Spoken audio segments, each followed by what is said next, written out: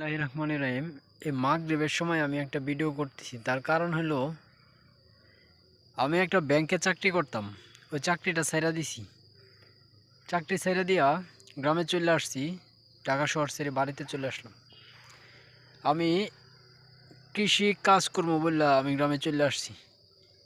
আমি আইসা কষ্ট করে যেভাবে হোক কিছু টাকা নিজের থেকে দিয়া, কিছু টাকা বড় ভাইয়ের কাছ থেকে, কিছু টাকা মার কাছ থেকে, কিছু টাকা বড় ভাইদের কাছ থেকে আর কি, তাদের কাছ থেকে নিয়ে নিয়ে জমি লিজ নিছি, জমি বন্ধক নিছি, ওইভাবে আর কি চলতেছি।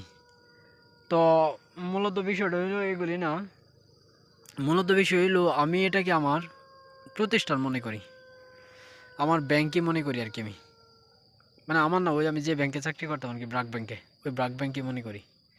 মানে হইলো আমার ওই ব্যাংকে আমি সকালে 9টা থেকে অফিস শুরু করতাম, আর রাতে 8টা 9টা 10টা পর্যন্ত অফিস করতাম। এই কারণে আমি এটাকেও আমার অফিসই মনে করি।